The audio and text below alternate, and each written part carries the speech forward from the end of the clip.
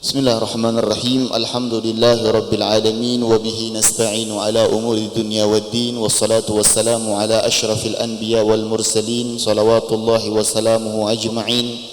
Allahumma fassalli wa sallim ala sayyidina Muhammadin al-Fatih lima ughliq wal khatim lima sabaq.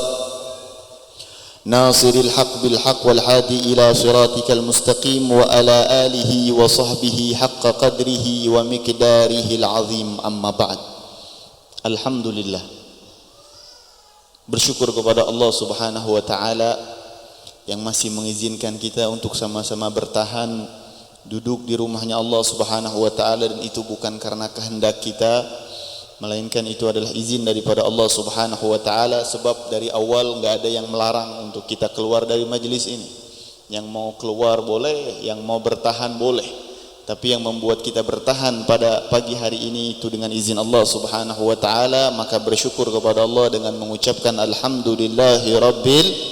Salawat serta salam kita curahkan kepada junjungan alam Sayyidina wa Nabiyana Muhammad sallallahu ala alihi wa baraka wasallam, yang berkat beliaulah kita pada hari ini dengan izin Allah masih terpancar di dalam hati kita kalimat La ilaha illallah Muhammadun Rasulullah sallallahu alaihi wa baraka wasallam. Wa kama qail yamutun nas ala ma 'asha alaih. Dikatakan seseorang itu akan meninggal sesuai keadaan sehari-harinya. Artinya dalam waktu yang paling banyak dia habiskan untuk perkara apa, terkadang dia meninggalnya dalam keadaan tersebut. Kalau dia di dalam hari-harinya lebih banyak melakukan perkara yang haram, naudzubillah, meninggalnya dalam keadaan yang haram. Atau mungkin dia kebanyakan dalam harinya tidak melakukan perkara yang haram, tapi perkara yang lalai, fatih, perkara yang fadih, yang sia-sia, maka dia pun akan meninggal dalam keadaan sia-sia. Tapi alangkah beruntungnya orang-orang yang lebih banyak menghabiskan waktunya dalam kehidupan untuk perkara yang baik, lebih-lebih perkara yang dicintai oleh Allah. Maka tidak menutup kemungkinan sesuai ucapan tadi, yamutun nas ala ma 'asha alaih, dia akan meninggal dalam keadaan yang baik yang diridhai oleh Allah Subhanahu. Coba kalau kita hitung-hitungan sedikit, kita udah 4 kali pertemuan di hari Ahad ini, ngajinya 2 kali. Sebelum Mahalul Qiyam sama setelah Mahalul Qiyam. Ya, udah 4 kali pertemuan. Kita ngajinya model kayak gitu. Artinya apa? Bertambah dong. Yang biasanya kita jam 10 kelar, sekarang paling enggak setengah 11. Atau paling banter sama makan jam 11. Berarti nambah dong. Kalau kita hitung-hitungan dalam 1 minggu, berapa waktu yang kita miliki? 24 jam. Oke, potonglah langsung dengan sholat. Berarti sehari kita memiliki waktu 23 jam dalam 1 hari. Betul nggak? 23 jam. Kalau kita potong sholat 5 waktunya, sekali sholat 10 menit. Lamun eta oge. Lamun kan ya? Kan belum tentu kita sholat 10 menit. Ya, 23 jam dalam 1 hari. Berarti kaliin 6. Gak usah minggu, gak usah dihitung.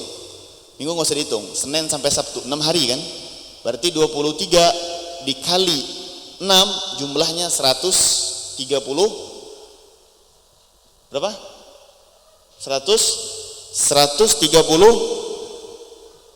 23 kali 6 kumaha itu matematika? 138. Benar nggak? Benarnya 138 jam kita lalui selama 6 hari. Coba kali-kali saat di jihad itu, harapan saya ya, lagi baca maulid kita ngerenung 134 jam kita 6 hari yang lalu kemana? Coba kita hitung. Lebih banyak apa? Kan tadi kaidahnya seseorang akan meninggal sesuai kadar kehidupannya sehari-hari. Nah, dari 130 jam dibanding hari ini yang cuma 24 jam kita akan lalui insya Allah panjang umur, berarti 130 jam mendomisili atau mendominani kehidupan kita sehari-hari kan? Nah, 138 jam itu dipakainya buat apa? Wallahu a'lam bishawab. Kita yang paling tahu lah. Ya, kita yang paling tahu. Dan jujur pasti kita meyakini lebih banyak lalai kepada Allah Subhanahu wa ta'ala. Mudah-mudahan enggak kemaksiat. 138 jamnya mudah-mudahan nggak kemaksiat. Tapi paling tidak kita menyadari 138 jam dalam 6 hari yang kita lalui lebih banyak lalai kepada Allah Subhanahu wa taala. Maka kita pengen jadiin hari Minggu ini hari, ya kita tahu hari liburan, sibuk orang kerja dan lain sebagainya, kadang ada undangan dan lain sebagainya. Tapi ditambahnya waktu ngaji di sini bukan karena apa-apa, bukan karena nggak ada landasan. Tapi kita pengen ngaji di sini 3 jam atau mungkin 2 jam setengah, tujuannya bisa menghapus 138 jam yang dalam keadaan lalai kepada Allah Subhanahu wa taala. Ngaji kita di sini yang mungkin hanya 3 jam, tujuan kita ingin supaya Allah jadikan 138 jam yang mungkin di dalamnya penuh dengan kelalaian, itu Allah ganti hanya karena 3 jam duduk di majelis ini dengan kebaikan-kebaikan. Bukankah Allah yang berfirman dalam Al-Quran, innal hasanat yudhibna sayyiat? Bukankah perkara yang baik itu bisa merubah perkara yang jelek jadi baik juga dan menghilangkan perkara yang jelek? Dan bukankah Nabi SAW bersabda di dalam hadisnya, beliau mengatakan, "Gumu maghfuran lakum qad buddilat sayyi'atukum hasanat." Bangunlah kalian dari majelis kalian dalam keadaan diampunkan dosa-dosa kalian oleh Allah, dan enggak cukup sampai di situ, Allah jadikan kekurangan kalian, kejelekan kalian diganti jadi kebaikan semuanya. Allah 3 jam menghapus 138 jam. Habib saya 138 jam alhamdulillah majelis setiap hari. Paling lama berapa jam sih majelis? 2 jam. Ya taruhlah hari ini 24 jamnya dipakai semua buat kebaikan. Ya berarti kita dalam 1 minggu itu full ingat Allahnya cuma sehari. Bayangin aja. Benar gak? Dan umur kita cuma 7 hari. Benar tak sih? Kalau kita logika, umur kita berapa hari? Berapa hari umur kita? Tenyaho. Ya 7 hari umur kita tuh. Maksudnya 7 hari teh kita kalau nggak meninggal Senin, Selasa, Rebo, Kamis, Jumat, Sabtu, Minggu, itu umur kita. Umur kita jadi cuma 7, nggak bakal ada yang lebih dari 7. Cuman tenyaho nuka sabaraha orang muat nate, nuka hiji, nuka 2, hari katilu, hari keempat, kita nggak tahu itu. Tapi kita punya umur cuma 7 hari. Masa 7 hari ini kita lalui begitu saja tanpa kita punya misi untuk sampai kepada visi kita yang luar biasa, yaitu mencari ridhonya Allah Subhanahu. Maka kalau sedikit nggak betah duduk di majelis dia wajar lah, manusiawi gitu ya. Cuman dengan Habib matematikakan perkara ini, mudah-mudahan menjadi motivasi bagi kita yang agak-agak sedikit bosan, bagi kita yang agak sedikit kurang nyaman, semua bersabar karena tidak ada yang disia-siakan oleh Allah Subhanahu wa taala dan tidak ada yang tidak dibalas oleh Allah Subhanahu wa taala. Faman ya'mal mithqala dzarratin khairan yarah. Kebaikan sekecil biji atom aja dibalas oleh Allah, apalagi kebaikan 3 jam berlalu. Walaupun sumpek, walaupun terpaham no diajar ke naon, walaupun kadang perut agak keranjang-keranjang dikit gitu ya. Enggak apa-apa lah, enggak masalah. Sedikit insyaallah, mudah-mudahan semuanya diterima oleh Allah Subhanahu wa taala dan semuanya menjadi keberkahan untuk kita semua. Bahkan kita memohon kepada Allah, majelis kita ini bukan hanya kebaikannya untuk kita, tapi kita doakan mudah-mudahan keluarga kita dapat hidayah dari Allah Subhanahu wa taala, diberikan kebaikan oleh Allah Subhanahu wa taala. Bahkan kita berdoa di majelis ini bukan hanya untuk keluarga kita, kita berdoa kepada mereka yang masih ada di dalam tulang rusuk kita. Subhanallah. Itu para nabi-nabi terdahulu kalau doa untuk yang belum lahir bahkan. Jadi sebelum lahir udah didoakan. Maka kita doakan mudah-mudahan yang masih ada di dalam tulang rusuk kita, tulang rusuk anak-anak kita, keturunan-keturunan kita, semuanya insya Allah mendapatkan kecipratan barakah majlis ini dan mereka menjadi orang-orang yang soleh, soleha insya Allah. Amin ya rabbal alamin. Ma'asyiral hadirin yang dimuliakan oleh Allah, kembali kita di dalam pelajaran kitab Safinatun Najah. Kalau Habib Dawila tadi ngajar kitab Zinatul Usar membahas tentang adab, sekarang kita bahas tentang fikih. Jadi alhamdulillah sekarang kajian jihad dua-dua kitabnya kepake. Dan sengaja dijadikan ngajinya sebelum mahalul qiyam agar nu biasa datang napas mahalul qiyam jangan lagi. Maka datangnya sebelum mahalul qiyam karena pengajian udah dimulai sebelum mahalul qiyam. Kadang kan suka Masya Allah tanggung we sabatang deui cenah.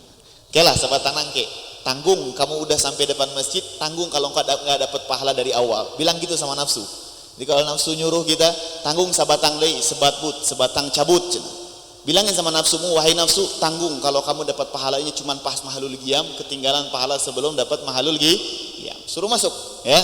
Jadi mudah-mudahan insya Allah semuanya dapat barakah masing-masing. Amin ya rabbal alamin. Kita masuk pada hari ini bab yang baru, fasal membahas tentang fi bayani miftahil jannah. Kita membahas pada pagi hari ini menjelang siang pembahasan tentang kuncinya surga.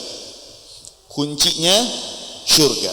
Wahya kalimatut tauhid, yaitu kunci surga yang dimaksud adalah ucapan tauhid. Wa kalimatul ikhlas wa kalimatun najah. Dan yang dimaksud kunci surga adalah kalimat tauhid, kalimat ikhlas, dan kalimat yang mendatangkan keberuntungan. Apa itu? La ilaha illallah. Masya Allah. Kalimat la ilaha illallah. Kalimat la ilaha illallah inilah yang dahulu di jalan-jalan kota Makkah di zaman Nabi sering Nabi teriakin dengan ucapan ayuhan nas qulu la ilaha illallah tuflihu. Wahai segenap manusia, ucapkanlah la ilaha illallah, maka kalian akan beruntung. Maka kalian akan beruntung. Nabi enggak bilang pada saat itu wahai penduduk Makkah, enggak. Nabi enggak bilang pada saat itu wahai Bani Quraisy. Tapi Nabi bilang ayuhan nas, wahai segenap manusia, dan kita adalah manusia.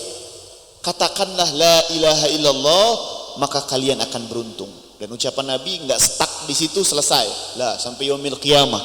Siapapun yang mengucapkan la ilaha illallah, dia akan beruntung baik di dunia ataupun kelak di dalam akhiratnya Allah Subhanahu wa taala. Baca la ilaha illallah. Sebut la ilaha illallah. Katakan terus-menerus la ilaha illallah. Jangan pernah tinggalkan la ilaha illallah.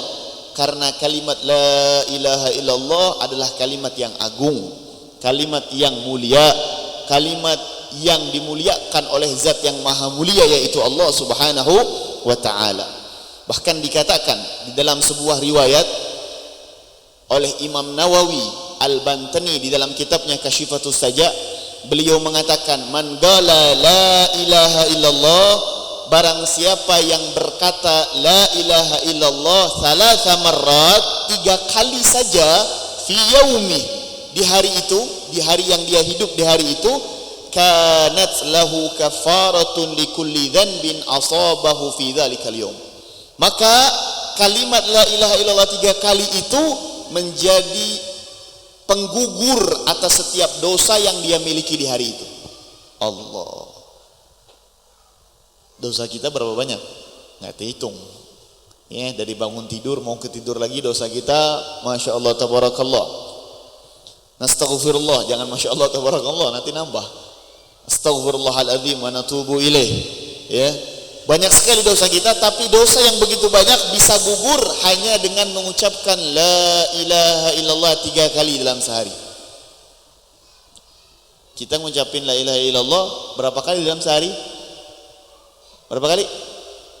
5 dong yang wajib. Asyhadu an la ilaha illallah dalam salat. Ada yang cuma ngucapin 3 kali? Subuhna terkaitangnya. Kita ngucapin la ilaha illallah paling wajib, tapi ada beliau syarahin katanya maknanya di luar salat. Bacaan ini di luar salat. Subhanallah. Wa an Ka'bil Ahbar, dan dikatakan oleh seorang sahabat Ka'bil Ahbar, tabi'in kalau nggak salah beliau ini, tabi'in lah Ka'bil Ahbar. Nah, tabi'in radhiyallahu anhu, beliau mengatakan dari hadis Sayyidina Anas. Nah, berarti beliau tabi'in. Beliau meriwayatkan ini dari sahabat Nabi. Beliau mengatakan, tapi Ka'bil Ahbar ini sedikit saya ceritakan, beliau ini ahli kitab. Maksudnya orang yang faham kitab-kitab dahulu, Injil, Taurat, hafal gitu di luar kepala beliau.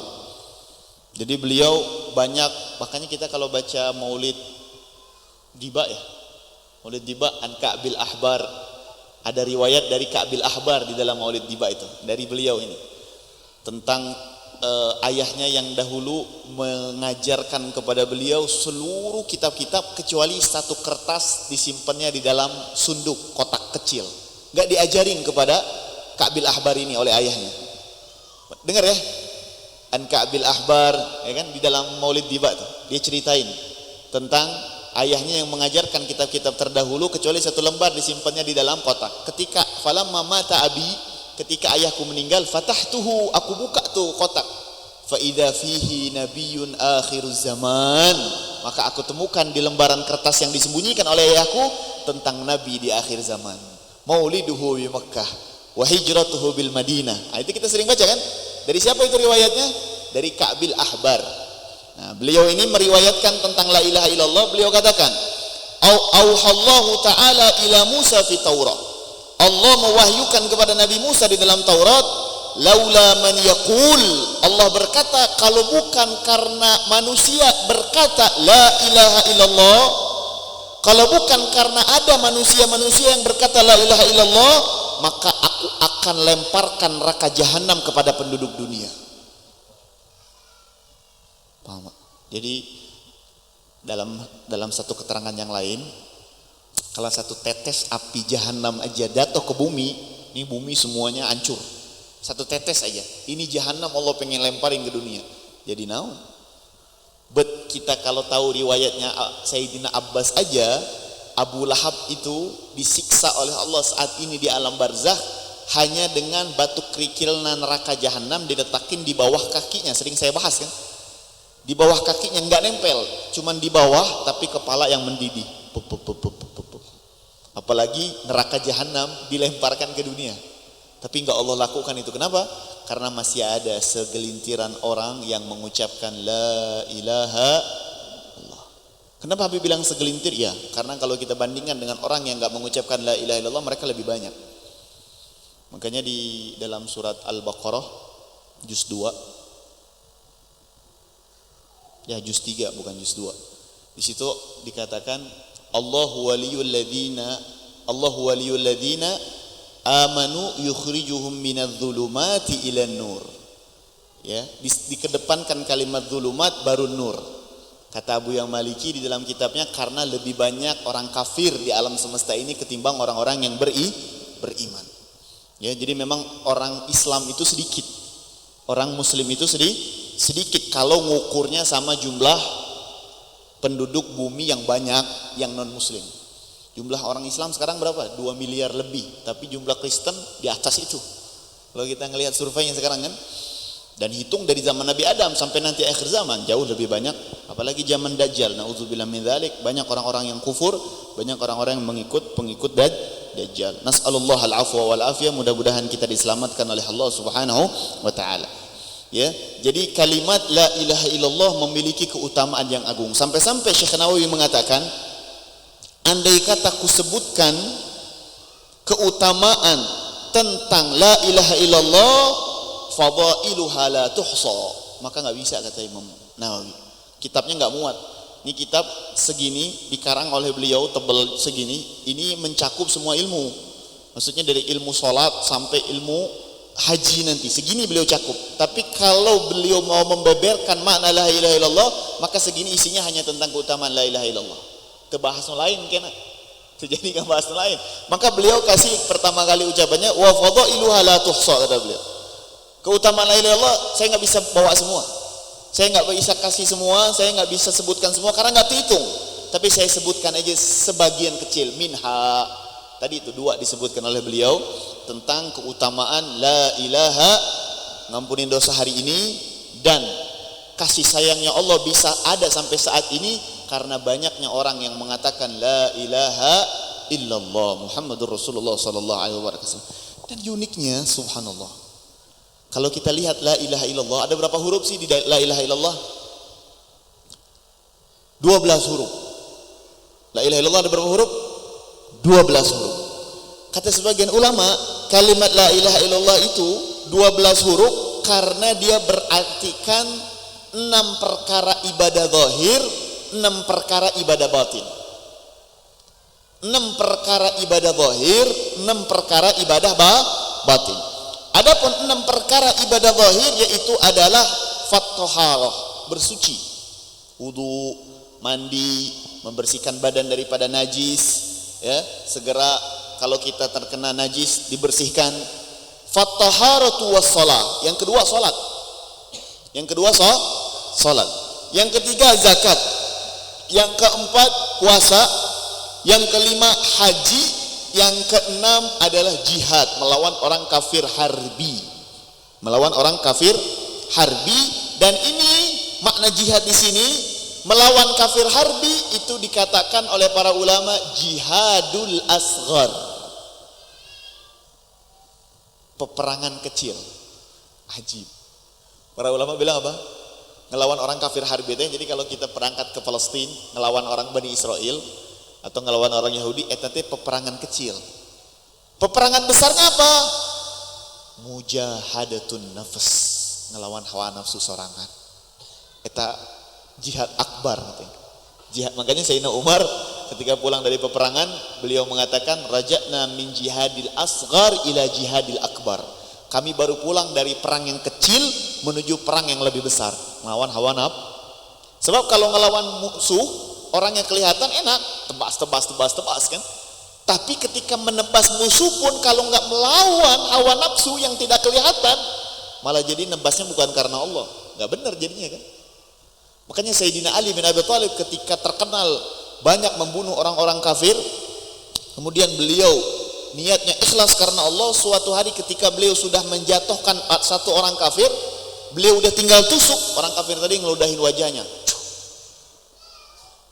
Diludahin wajahnya. Kalau kita digituin muak. Beak ya, mutilasi langsung.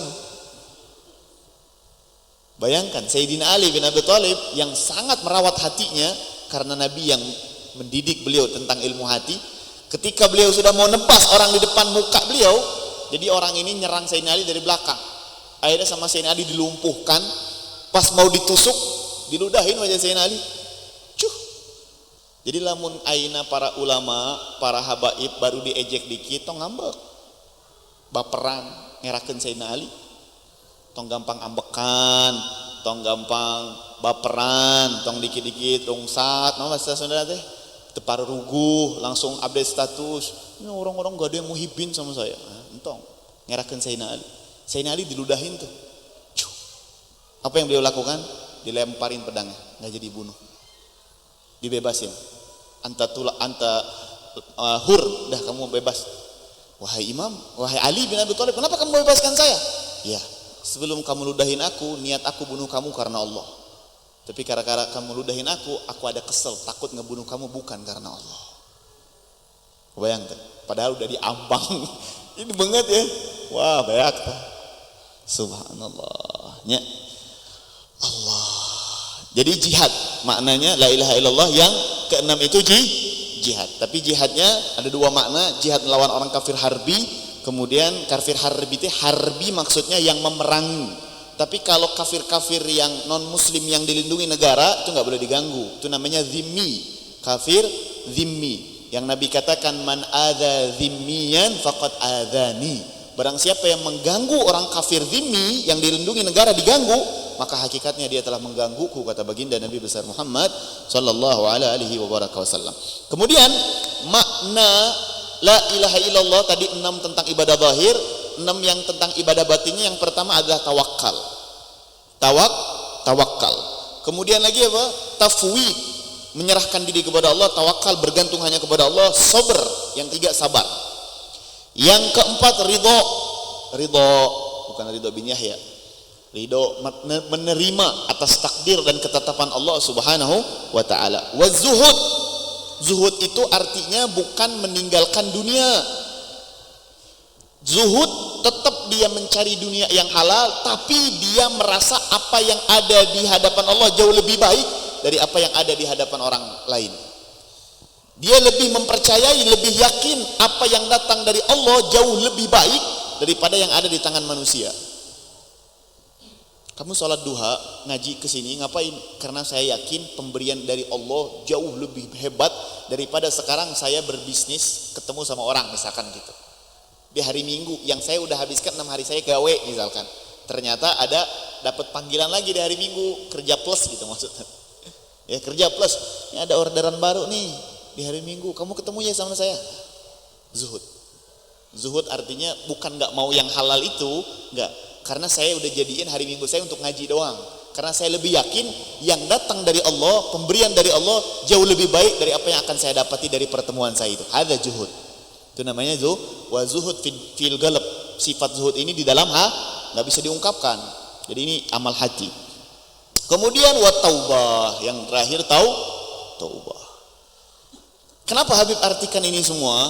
Agar ketika kita baca la ilaha illallah, cari dari 12 tadi ibadah yang saya sebutkan, ada nggak kita salah satunya? Minimal yang kita dawamkan, minimal yang kita pegang teguh, dan kita berusaha saat kita membaca la ilaha illallah, minta kepada Allah 6 ibadah tadi, bahkan 12 ibadah tadi ada di dalam diri kita dan terpatri di dalam diri.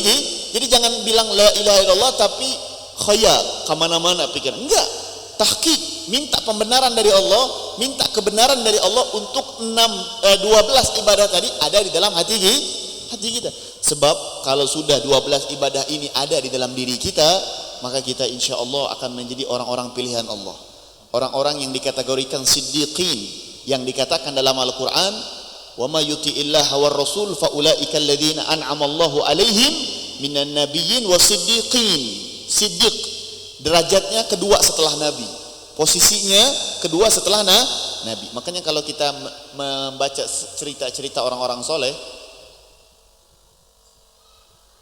minhum Imam Hasan Al-Basri kalau tidak salah, beliau 12 tahun atau 11 tahun tinggal, rumahnya 2 tingkat, tinggal di apartemen lah, bahasanya rumah dusunnya gitu ya. Beliau tinggal, Imam Hasan Al-Basri kalau tidak salah, atau siapa, saya tidak ingat namanya. Beliau tadi tinggal di rumah dusun.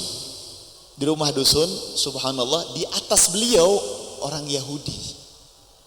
Tinggal di atas rumah beliau. Dan beliau itu nggak pernah henti-hentinya diejek sama orang Yahudi tadi. Diganggu, kemudian lagi dicaci maki, bahkan sering dikerjain, bahasa zaman ayeuna mah di prank, tapi prankna ente kemudian ngakuin gitu. Aya ngeprank mah kan ngerjain habisnya dia ngaku. Enggak, dikerjain, dianiaya dan lain sebagainya. Wala ngebalas sedikit pun. Dan tahu apa yang terjadi? Beliau punya rumah di bawah orang Yahudi tadi, kamar mandinya orang Yahudi tadi kan zaman baheulanya, zaman tabiin itu bukan kayak zaman sekarang dicor. Zaman dulu kan pakainya tanah liat. Jadi kalau misalkan rembes, ya rembes ke bawah. Makanya kalau kita ngedengar sirahnya Nabi SAW pertama kali hijrah, Nabi tinggal di rumahnya siapa? Abi Ayyub Al-Ansari. Abi Ayyub Al-Ansari ini keluarga yang Allah banggakan. Allah senang sama keluarga ini. Gara-garanya apa? Gara-garanya Rasulullah disuruh untuk tinggal di lantai 2. Rasulullah nggak mau, karena Rasulullah ngelihat banyak tamu yang akan datang, juga naik turun tangga susah. Rasulullah memilih untuk tinggal di bawah. Akhirnya mau tidak mau keluarga Abi Ayyub Al-Ansari tinggal di atas. Tidak sengaja pada saat itu entah istrinya entah anaknya numpahin air di saat musim dingin yang benar-benar parah. Kita kalau sekarang umroh saja, ini sekarang lagi musim panas nih, laporan dari sebagian jamaah umroh kemarin. Kalau lagi musim dingin kadang bibir kita pecah-pecah di sana. Dingin banget. Parah dinginnya. Kebayang nggak tuh di saat musim dingin air tumpah. Apa yang dilakukan oleh keluarga Abi Ayyub Al-Ansari? Takut itu air tadi rembes netes ke wajah Nabi, ke kepala Nabi, mereka jadikan selimut-selimut yang untuk mereka berlindung dari dingin itu, semuanya nutupin air tadi, sampai nggak tidur semalaman. Keluarga tadi ngeringin air yang tadi netes ke Allah. Akhirnya buat Allah tersenyum. Makanya Nabi Muhammad SAW bilang, nih keluarga yang bikin Allah Subhanahu Wa Taala tersenyum dengan pengorbanan mereka. Beda sama Imam Hasan Al-Basri tadi. Itu orang Yahudi punya kamar mandi, tak pernah mikir, netes terus airnya selama 11 tahun ke tempatnya Imam Hasan Al-Basri. Padahal udah diganggu, diejek. Dan Imam Hasan Al-Basri kerjaannya setiap hari bawa ember, bahasa kita mau wadah, nampungin air tadi itu, tes. Penuh beliau buang, penuh beliau bilang. Akhirnya suatu hari beliau sakit. Orang Yahudi tadi nggak ada yang diejek dong, penasaran dia kan, dijenguk sama dia. Pas dia jenguk pengen lihat, wah udah mau meninggal lah bahasa dia, mau mampusin. Pas masuk ke rumah Imam Hasan Al-Basri terkejut dia. Ngelihat ada wadah ember yang dipenuhi dengan air, ternyata dia ngeliat persis dari kamar mandi dia. Dari kapan ini wahai imam, kata dia. Dari semenjak aku tinggal di sini 11 tahun. Gak pernah kamu ngeluh sama aku, katanya. Gak pernah minta bahasanya dispensasi atau benar, gak pernah ngeluh sama sekali. nggak pernah ngomong sama sekali. 11 tahun beliau lemparkan air tadi keluar, hasil tetesan dari orang Yahudi yang telah mengejek, telah menganiaya. 11 tahun nggak pernah beliau aniaya, nggak pernah beliau minta divestasi. Kata orang Yahudi, saksikanlah wahai imam, asyhadu an la ilaha illallah wa anna muhammadan rasulullah. Masuk Islam di tangannya Imam Hasan Al-Basri. Kenapa Imam Hasan Al-Basri bertahan?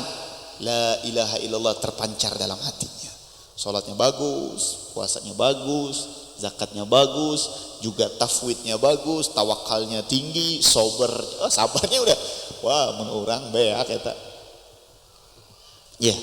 Jadi ayo sama-sama tahqiq makna la ilaha illallah dalam hati kita. Patrikan la ilaha illallah di dalam hati kita. Agar kita banyak berdakwah bukan dengan kata-kata. Orang yang di dalam hatinya terpancar la ilaha illallah, kadang sebelum dia ngomong pun orang udah tersentuh. Orang sudah renyuh hatinya.